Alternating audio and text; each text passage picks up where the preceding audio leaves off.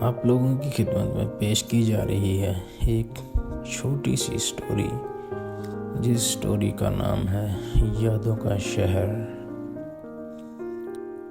شہر کے شور سے دور ایک چھوٹا سا قصبہ تھا، جہاں زندگی اتنی تیز نہیں تھی مگر دلوں کے جذبات گہرے تھے۔ اس قصبے میں ایک لڑکی رہتی تھی، مہر اپنے خوابوں کی دنیا میں کھوئی رہتی تھی۔ ایک ایسی دنیا جہاں محبت صرف کتابوں میں نہیں ملتی تھی، بلکہ ہر لمحہ جیتی جاگتی تھی۔ اس کے خوابوں میں ایک ایسا شخص تھا جسے اس نے کبھی دیکھا نہیں تھا، لیکن محسوس کیا تھا۔ ایک انجانا سا لیکن اپنا۔ ایک دن جب مہر قصبے کی پرانی کتابوں کی دکان پر اپنی پسندیدہ کتاب ڈھونڈنے گئی، وہاں اس کی ملاقات اذان سے ہوئی۔ اذان شہر کا رہنے والا تھا، لیکن اس کے دل میں بھی کوئی چھپی ہوئی کہانی تھی۔ جب اس نے مہر کو دیکھا تو اس کے دل میں ایک عجیب سا احساس جاگا، جیسے یہ لڑکی اس کے دل کے بند دروازے کھول رہی ہو۔ مہر کی مسکراتی ہوئی آنکھیں اور معصوم چہرہ اسی دن سے اذان کے خوابوں میں آنے لگا۔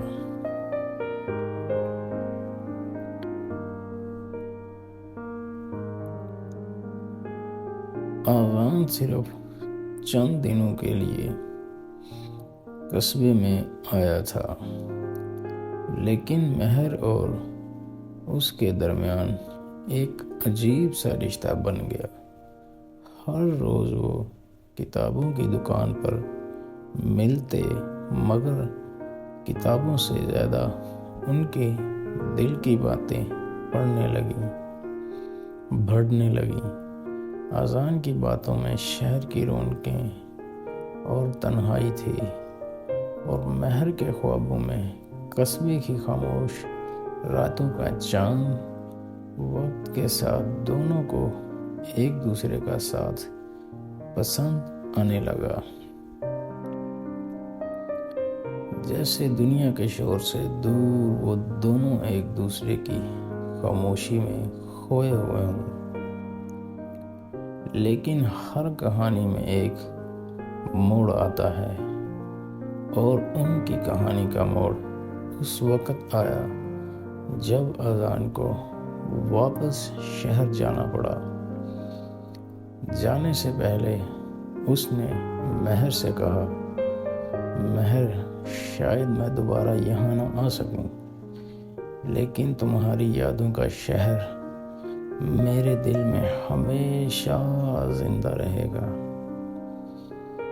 مہر کا دل درد سے بھر گیا، مگر اس نے اپنی مسکان کو چھپایا۔ اذان چلا گیا، لیکن مہر کی زندگی اس کی یادوں کے سہارے چلتی رہی۔ دن مہینے بن گئے اور مہینے سالوں میں ڈل گئے، مگر اذان واپس نہیں آیا۔ پھر ایک دن جب مہر نے اپنی زندگی میں آگے بڑھنے کا فیصلہ کر لیا تھا، قصبے کے موسم میں تبدیلی آئی۔ اذان واپس آیا، لیکن اس بار صرف یادوں کے ساتھ نہیں، بلکہ حقیقت کے ساتھ۔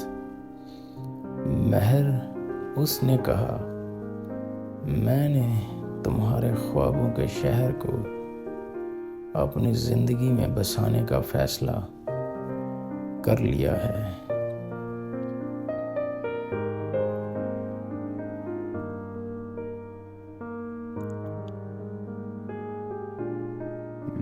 کا دل خوشی سے دھڑک اٹھا۔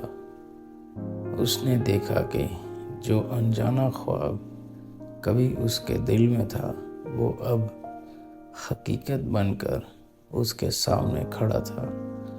اس لمحے میں دونوں کے درمیان جو جذبات تھے وہ الفاظ کے محتاج نہ رہے۔